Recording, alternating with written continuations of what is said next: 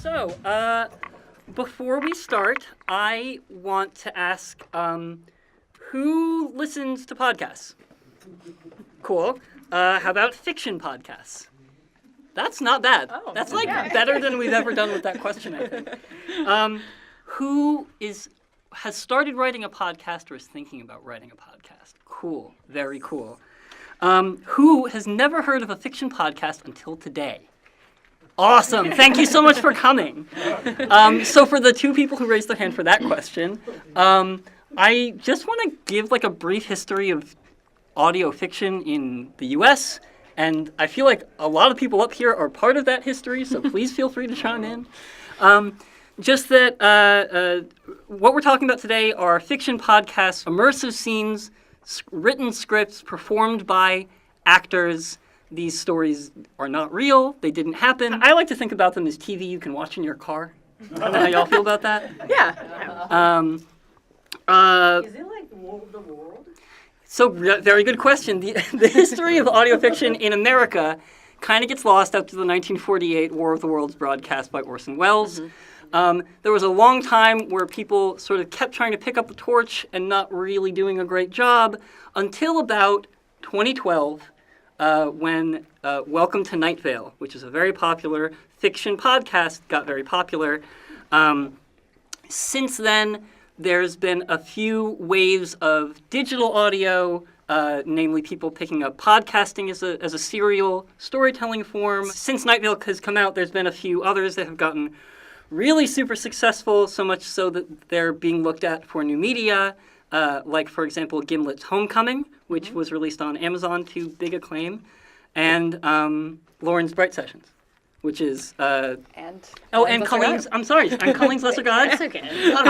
Once you say it, it's a lot of pressure. So yeah. So now it went from something that nobody really knew was there to now there's a lot of eyes on it and a lot of, I don't know, room to grow and like jump off that platform to get further, I guess. Yeah. I don't like to think that like, oh, I should make my podcast so it will turn into a TV. I like the idea of making a fiction podcast. So my question to you guys is, why is audio the right medium for the story you're telling? Or if it wasn't, how did it become that way? So my first entry into audio fiction was The Bright Sessions, which ran from 2015 to 2018 and is about people with supernatural abilities in therapy. And it was always conceived of in that medium because it's, in the beginning, all therapy sessions. And watching, 30 minutes of two people in a room talking to each other isn't necessarily going to be gripping for 56 episodes, which is how long we ran for. Having that really intimate conversation about emotions directly into your ears just felt like the right medium. And I think one of the things I really love about audio fiction is that you can kind of pace it down in a way that is hard to do in a visual medium. You can really spend time with characters and with character growth and with emotional moments in a way that, sometimes in TV it's like there has to be something happening every single page.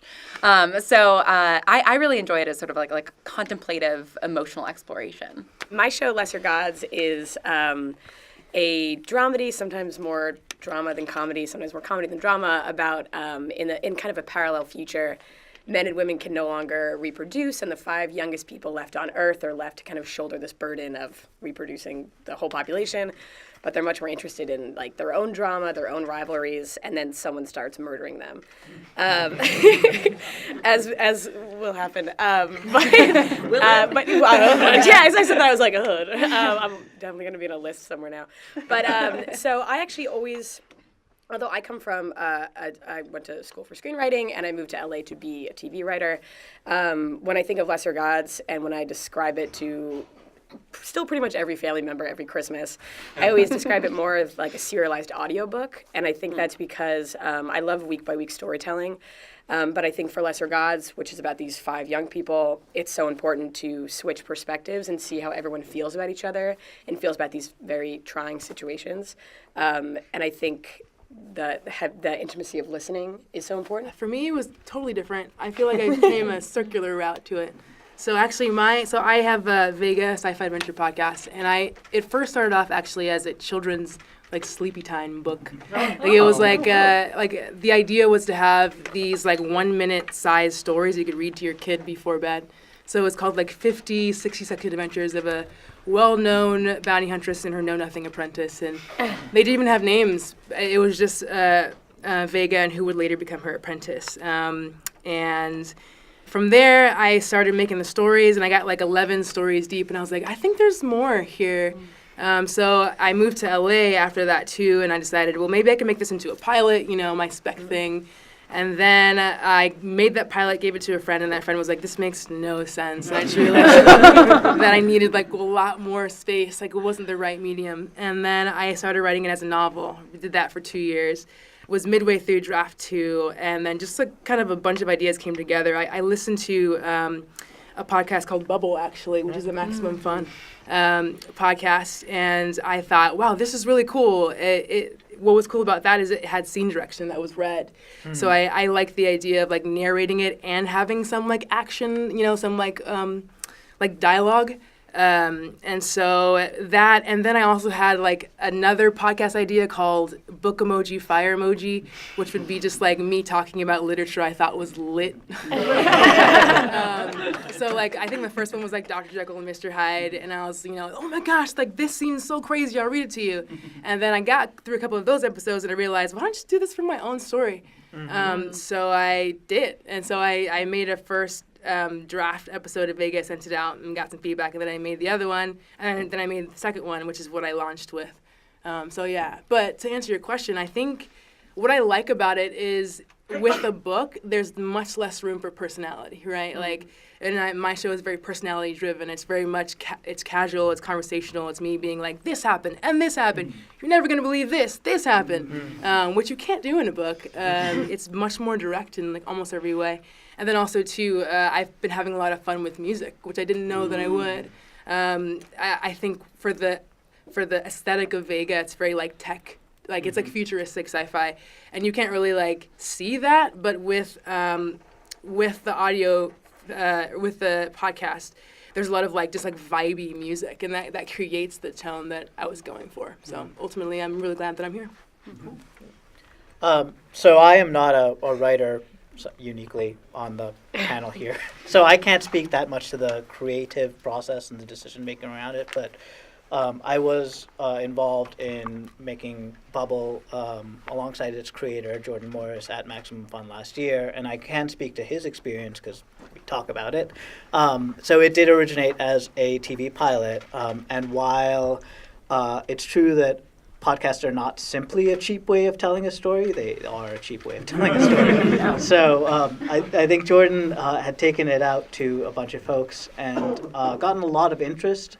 So the capsule synopsis of Bubble is that it's a mix of Buffy the Vampire Slayer and Three Broke Girls. It's like a sci-fi comedy about sort of the millennial experience in the gig economy set in a science fiction world in which there are crazy imp monsters that are trying to invade these bubbles of hipster utopia.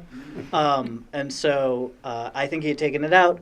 People didn't quite get necessarily what it was. And also, like, creating weird imps is really expensive to do if you have to actually create them for people to see. And so I think the medium of audio both gave us an opportunity to do something that would be pretty effects-laden and heavy to do in terms of that type of budget, and also to sort of paint a wider picture of what the story could be and how the characters could develop. For something that wasn't quite like what network executives may have heard of in the past. The offloading of visuals to the audience for them to decide what it looked like became really important for my show, The Far Meridian. It's a kind of magic realist story about an agoraphobic woman who lives in a lighthouse that starts to show up in a new location every day. And with that, she kind of encounters like new people, and it's a lot about emotionally connecting with others and putting yourself out there. But there's also like bizarre things that happen in it. For example, they're at an aquarium, and this, what I picture as bilocation is happening. She's in multiple places. The other person there is also showing up in multiple places. I don't really know what that looks like, but I can leave that up to my audience. So then it becomes this really beautiful beautiful like sharing of an experience and sharing of a story. You are creating it together, and since that is what so much of the Far Meridian is about, is connecting with other people, I think that podcast just really became a beautiful medium to explore that story in. Speaking of skills and where they go in this process, what skills have you transferred from creating for other media, if you ever have, or Bikram, maybe in your case, producing? Spreadsheets. I got yeah. Yeah, but like getting it made, what is the difference between a visual medium and a non-visual medium? What skills do you take into it from your previous experience, and which skills did you have to actively leave behind? Whoever wants to go. We don't have to go in a line every time. Does anyone really want to go first? I will say I kind of had to really work hard on like exposition and dialogue, because I went to school for screenwriting. I still do screenwriting. I love like any mode of storytelling, like wherever the story best fits. But with audio, sometimes you do have to err on the side of exposition. So then figuring out really creative ways to like get it out so that the audience is kind of like tricked and they don't realize that you're just doing kind of an info dump for them, has been interesting. So I kind of had to like cool my jets on the show don't tell at all times in order to better lead the audience and guide them into how I want them to experience the story. So I would have to say that was kind of a big thing for me to learn. Yeah, I think that was, for Bubble, that was an explicit challenge, in part because it had been written intentionally for a visual medium, and the way we dealt with it, or the way Jordan dealt with it, I should say, is just by totally leaning into the exposition and just making his stage directions incredibly like charming and descriptive and fun. And we were fortunate to have Tavi Gevinson be the narrator, and so we essentially inserted a narrator who was just describing what happened, including these fight scenes between monsters and our protagonists. And yeah, I think it worked really well. I think there are definitely people who took us to task for it because it is not pure audio storytelling. So, pluses and minuses. I will say briefly that just in my travels, in my itinerant sound artist travels, I've encountered some people trying to gatekeep what is proper audio storytelling. And before we move on, I just want to say that, like, we all came up in the past, 4 years or so? Yeah. We're all still figuring it out, and we're like, quote-unquote, industry leaders. No one has the right answer. We're all still trying to figure it out. Yeah. So if someone's trying to tell you you're not telling the story the right way, nobody knows. Nobody has any idea. Yeah, I think because I always thought of my show as more of an audiobook, and also hugely because the cast is still myself and my roommates. So it's a small cast, and there's obviously, it's a small population, but it's not that small. So we do a lot of different voices in kind of a modeled off an audiobook way. So there's a lot of, like Sharon says, Rhea says. But it's taken us a long time to get much better at that, because I think in the beginning we all gave each other too much credit for how good our impressions were of each other. At this point, we're in season 3, so we're very good now. But in the beginning, we had a lot of mostly super polite fan feedback that was like, "You need to do this more." And also, I think that's because, at least to my knowledge, we were the only show that was doing it quite like that, where we were doing each other's voices. And although the narrator will switch midway through the episode, it's still a stream of consciousness monologue. And it is fun to like imitate your friends and like kind of, sometimes because I still make the whole thing in my bedroom with them in like a DIY sound booth. So I did have to learn how to do that. And but yes, there are definitely still moments where I take off the headphones and I'm like, oh, is that how I say ours? But yeah, so like between the format and then like the actual like sound editing, I had to, because again, I went to school for screenwriting, which is a blast, but not a practical skill. So there's been such a learning curve, but I think what I was amazed by was that like if you really put work into it, you can figure it out and just give yourself some space to fail and get better and better. Yeah, I'll add, alongside what everyone else has already said, I think one of the things that's cool about narrating, I guess, when you have a narrator and you have the dialogue too, is that you can still frame. Like, I think of in my first episode, there's a scene at the beginning, they're in front of this club and this woman's wearing a dress and the dress is catching the light in a certain way. And if I was like visually doing that, there'd be no words there, but because I can still direct in the same way that you would with the novel, like a close up on her finger shaking, like that's a really close shot. But you can still like sort of direct the eye of the person's mind to what you want them to see. And then like a little bit later in that episode, they're in this like pod car-ish sort of thing, and it's just the two of them and their faces are inches away. Like that's a close shot. That's still me like putting a frame together. So I think that's definitely a skill you still keep. Yeah. Oh, go ahead. Well, I was just going to say, like, I maybe am unique up here in that I don't have a degree in screenwriting. I have a degree in music. And I actually came to fiction podcasting through acting.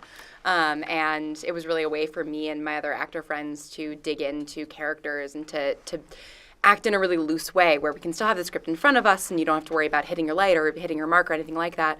And so I've never used narration at all in any of my shows because I really like relying so much on the way actors are delivering something or silence. You know, silence is such a huge thing. And in an instance in which I would sort of think about like, okay, I would give this significant look to my scene partner. I build in that silence in the edit. And so I think that, yeah, it's been interesting to talk to other podcast creators because I feel like I've approached it from sort of this like sideways mode of coming to it as an actor and director versus a writer, really. Can you, just because you and I make the same show together, can you talk a little bit about what Ivoma was saying about framing and how we've used like different mic setups to achieve different framing? Yeah. So most of the show does take place in the therapy room at the beginning, and especially since at the beginning I was doing the thing that I think a lot of us have done, which is like just making it in my bedroom and doing all of the post-production by myself. And then in episode 17, Misha came aboard, and it opened up my sandbox of what I could do because they are a much more skilled sound designer because they're actually a sound designer.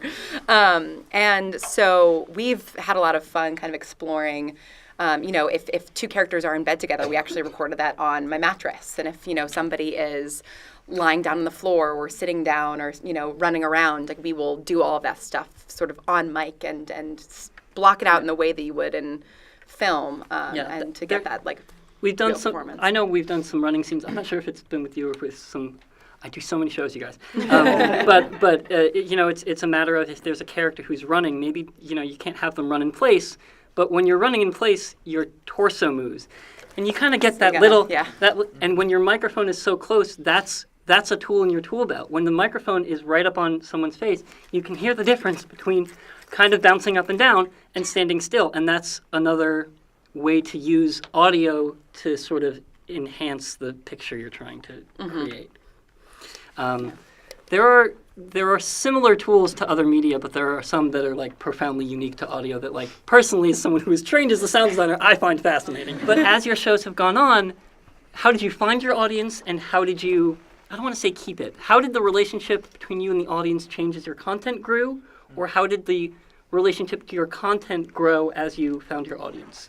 We found our audience, for all of the Bright Sessions run, we never spent any money on marketing. It was entirely kind of guerrilla, just me spending hours and hours online trying to get people to listen to it in the early stages.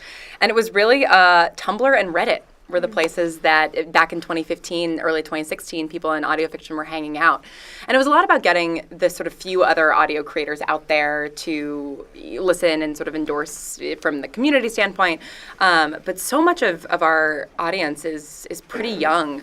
And so they're all on Tumblr, and that's, where all the fan art is. And it's been interesting because over the past couple of years, I've noticed a shift from Tumblr to Twitter, and I feel like now audio fiction's more on Twitter, and so kind of moving with them.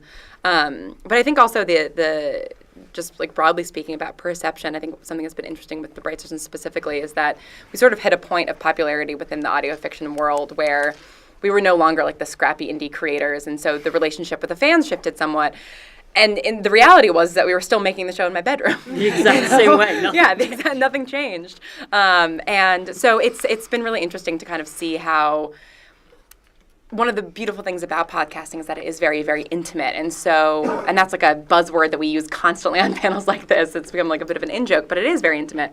And so the relationship with our audience was very intimate at the beginning, which I think was part of the appeal for, especially given the content of the Bright Sessions being about sort of isolation, loneliness, and your mental health, things like that.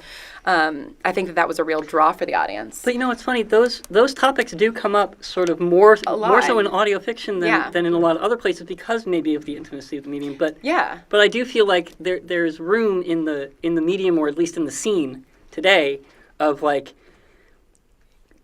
that a lot of people are looking for that intimate space, and a lot of writers are writing for that intimate space, and people are meeting in the middle in a way that, like, I don't know, it's kind of unique. I like it a lot. Yeah, it's really, really nice. And I think that the challenge for me has been like maintaining that intimacy with, tens of thousands of people. It's like, how do you sort of maintain that when your audience gets so big? But I think just like anecdotally, one of my favorite things about watching our audience interact is seeing people who became friends online through listening to our show. It's a very talkative audience, which is wonderful. Yeah, and I think that the fact that the audience is so chatty with each other and so constantly, and I agree in that I think the shift has really moved more to Twitter. Following someone or interacting with them on Twitter is kind of politely tapping someone on the shoulder and being like, hey, we're here if you want to listen. If not, no big deal.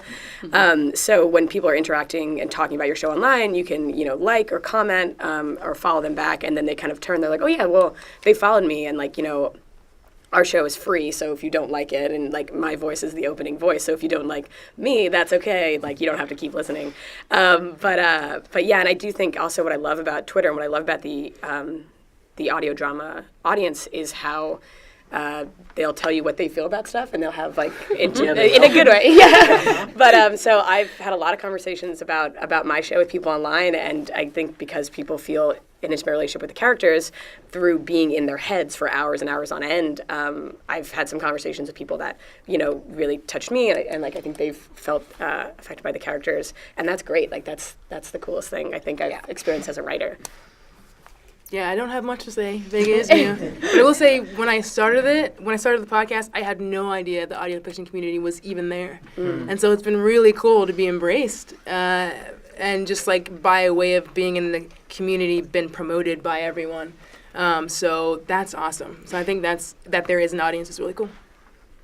Yeah, I mean, I think, so Bubble was the first fiction podcast that Max Fun ever did, but we'd been around for 10 years before that, and Jordan Morris is a co-host of one of the founding shows of the network, so we definitely had an advantage in terms of finding our audience. We could reach to those people. Those people already knew and loved Jordan. But I think one of the things that I will say about what happens after launch is the amazing sense in which, like, people talk about intimacy in podcasts and speaking to one person. I also think authenticity is a huge part of making that connection, and that one of the things that podcasts allow you to do, because they are relatively inexpensive and can be DIY, is that you can truly express something about yourself and about what you want to say authentically without going through a bunch of layers of production and executive oversight and things like that. So I think that reach is really powerful.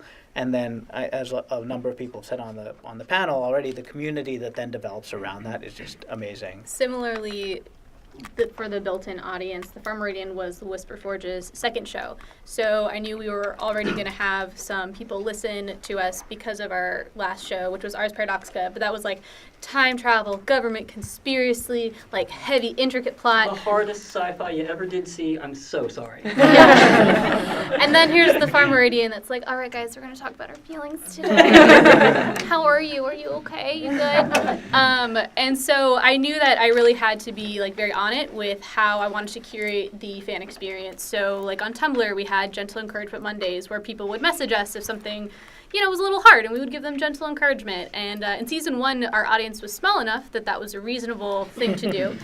And then as we grew, I realized I was being everyone's therapist, and I had to set some boundaries. So instead, what we did was on our off Mondays, we basically, I just wrote like a short little paragraph that was still Gentle Encouragement Mondays, like, hey, like, are you having a hard time right now? Like, recognize those feelings and then let it go when it's time, and like that kind of stuff. So really just kind of curating the fandom and like nourishing it in a way that is reflective of the type of show that I'm making.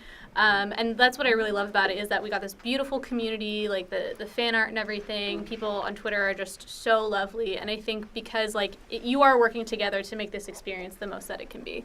So we are podcasters. We've been in podcasting a little bit. Most people here are film people, I imagine, at the Film Independent Forum. So let's talk about adaptation a little bit.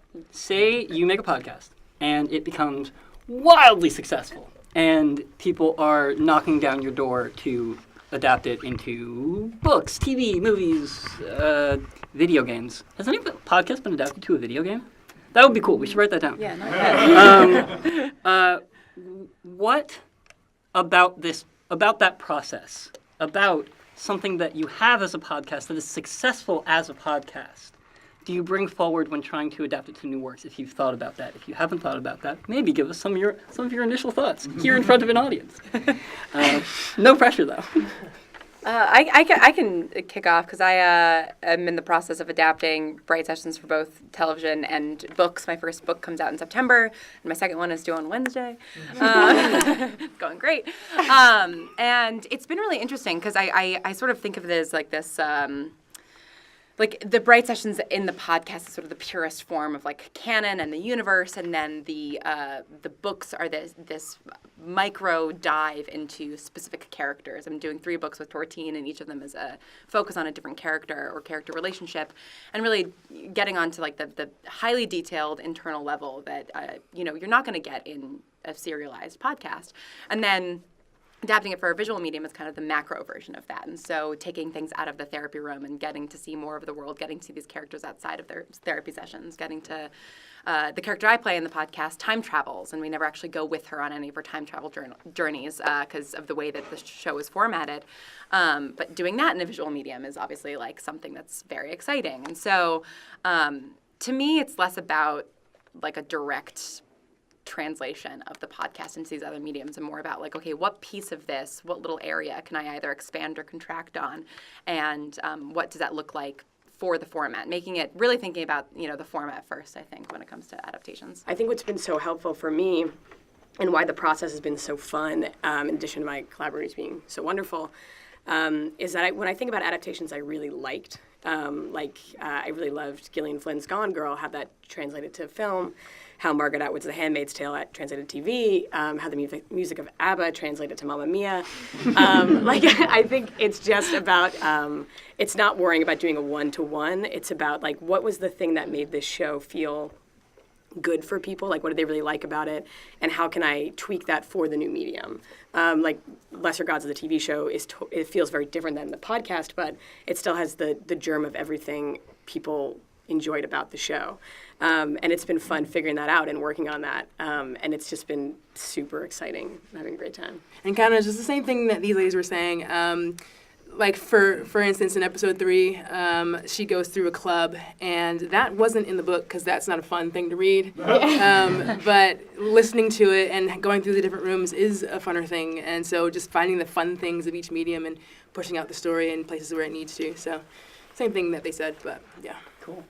Declan, maybe we're talking about like, the core of the story. Can you talk to me maybe about the realities of adapting for a different medium than podcast?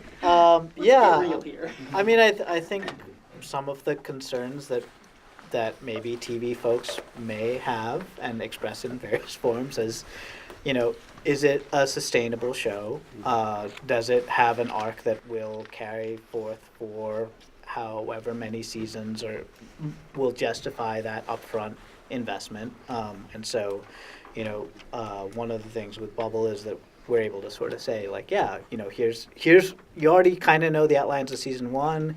Here's what season 2 would look like. Here's what season 3 would look like. And then also how best to I won't say take advantage of the audience you already have, but how best to make sure that you enable the audience that you already have to like create a platform for success. I think that's a thing that we have sort of thought about is like the fact that something matters so much to a community of people that they spend time like drawing their imaginations of the characters is I think something that is compelling to anybody on the business side of a creative endeavor, right? Like,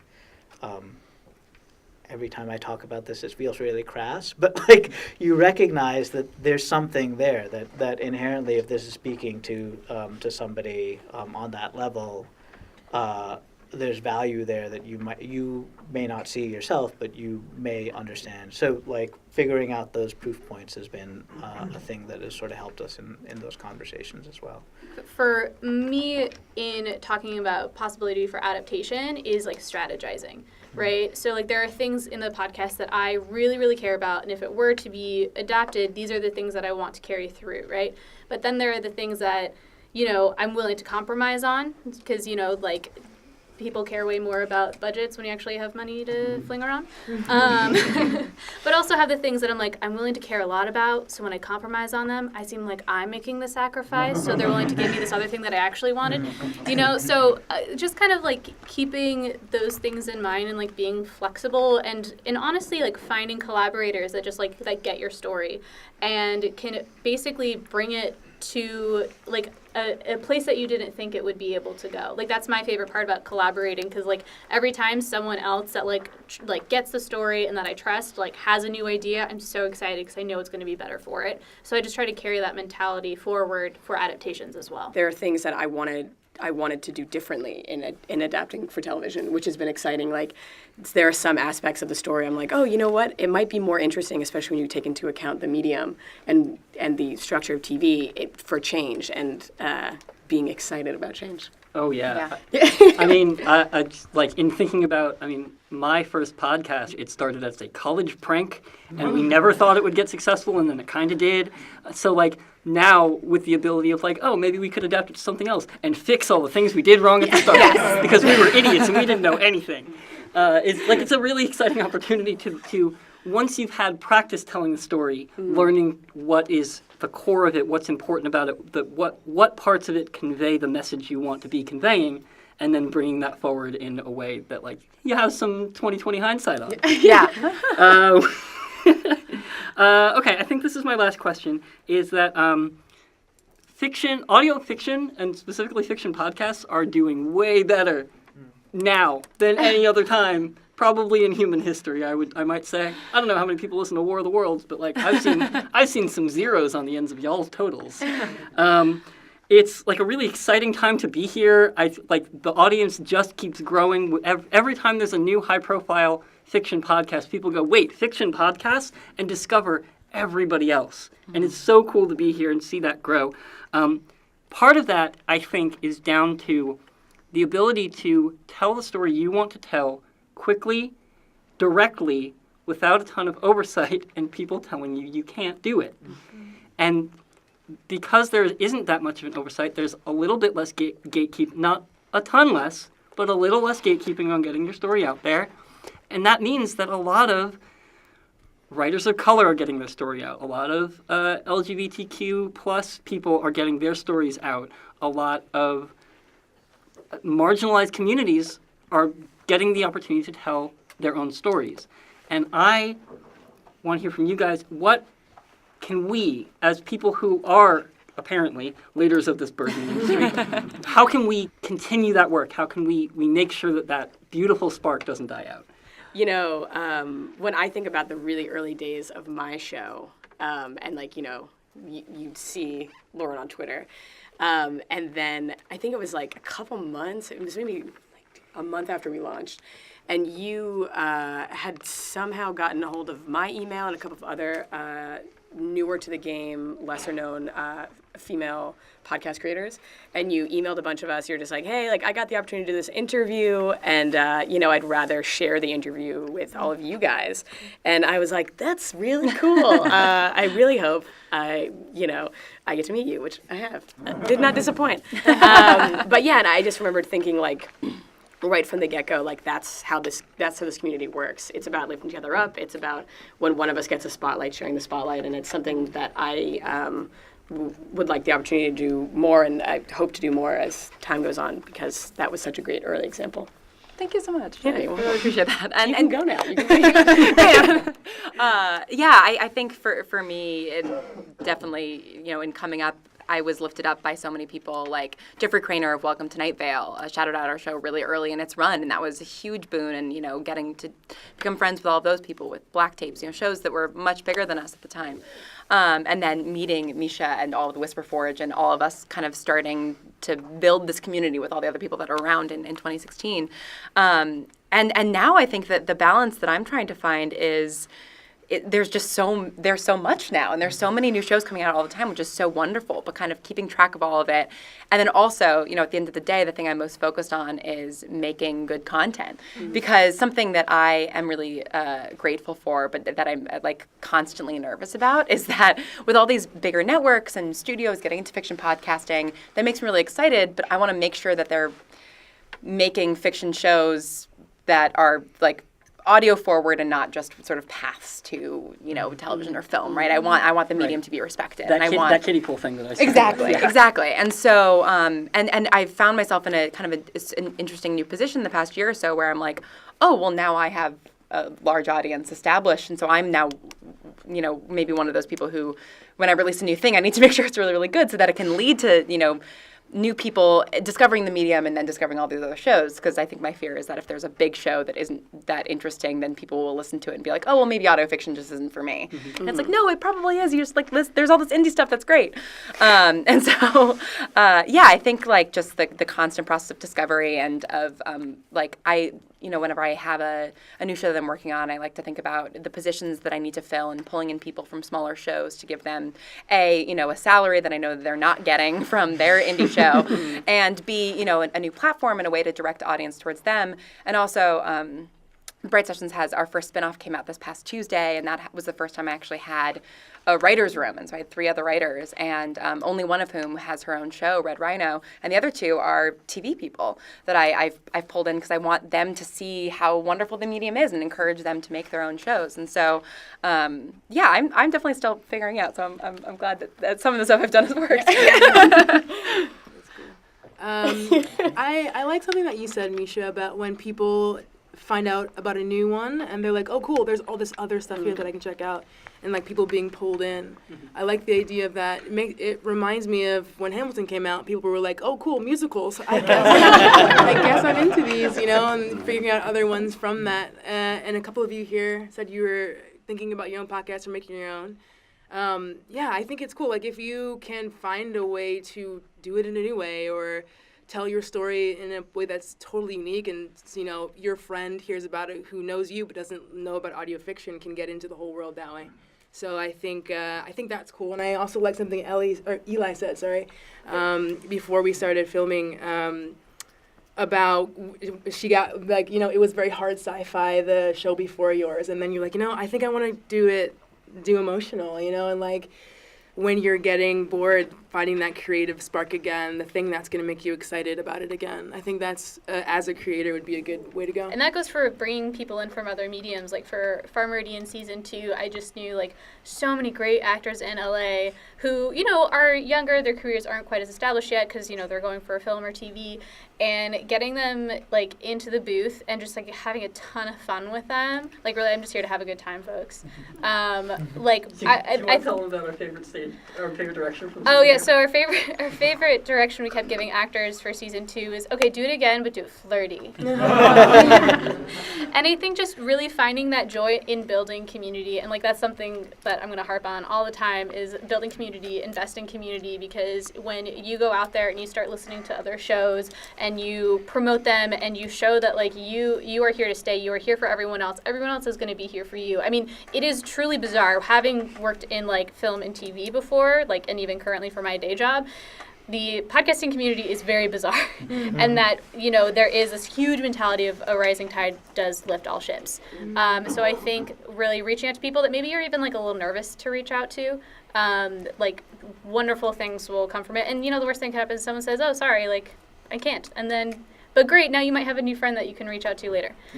So I think really that was a big part for me, is just being excited all the time. Yeah, I think speaking as the closest thing to a gatekeeper in the podcasting world, such as it is, I think one of the things that I recognize and we recognize every day is that the podcasting world itself historically has not been as diverse as we would want it to be. And, our own organization was started by a white dude and like a cis white dude, and the first shows were cis white dudes talking to other cis white dudes, and we have that as a legacy in our own DNA, and it's incumbent on us to transcend that and be in other places and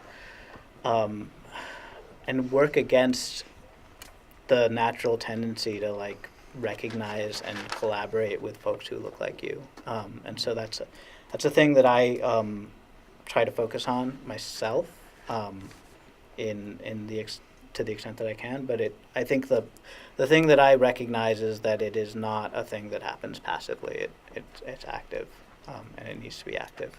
But it certainly does help that like you can take a risk in a podcast world, and it's not going to be that big of a risk. Like it's gonna be okay. Like if an idea doesn't work or it doesn't resonate, it's gonna be all right. So and I think that's also important. Going off that like active thing within like the Whisper Forge, we do have like ongoing conversations that like might be a little uncomfortable at times, but it is very much like, how are we doing right by our community? How are we doing right by communities that we might not be a part of? Like Far Meridian, the big thing for season 2 is that I wanted to cast as many like actors of color as possible, and so I had to put in the work of like I went to a lot of like local LA theater. Some of my actors, were in this like absolutely fantastic like Hispanic piece that I went to, and like some other actors just like have their own network. So it is very much about putting in the work and meeting people, and like I said, like being excited to meet them and being excited to invest in them in order to like lift them up. Because I mean, honestly, a lot of times actors like from marginalized communities aren't going to be getting like quite as many opportunities for like cool fun roles. So it's like, great, I want to have fun, you want to have fun, like let's work together and like have a great time when you might not normally be able to do that. Like also speaking like as a marginalized creator myself at times, that's really like what I wanted to be able to bring to these communities. And it's so worth it too, of just like if you actively seek out people who have different perspectives and different backgrounds from you, your work is just going to be better for it. Just having those different perspectives is so important. And yeah, there are so many structures in place that make it, you really do have to work. Like sort of what Eli said of casting for our Bright Sessions spinoff, I really wanted it to be a diverse cast, and there was our lead male role. We put on LA Casting, African American, and we got so many submissions from white dudes. And it's just like, you have to sift through like hundreds and hundreds of white guys just to find like the 35 like people on LA Casting that you actually want to see. And so, yeah, it's like, it is worth all of that extra effort, because then you get somebody who is different from the people that you're normally interacting with, and is so, just interesting and dynamic, and or is ready to have fun with you. And it's worth the effort. I don't know if I've had the opportunity to tell you this yet, but the guy who plays, oh my gosh, he's so good. He's so good. Misha's been editing the show. Yeah, I've been editing the show from my house. I've been a little far. We don't get to see each other as often as we like. Yeah. That was all the questions I had. Thank you for your really open and honest answers, y'all. We're all still trying to figure it out as we go.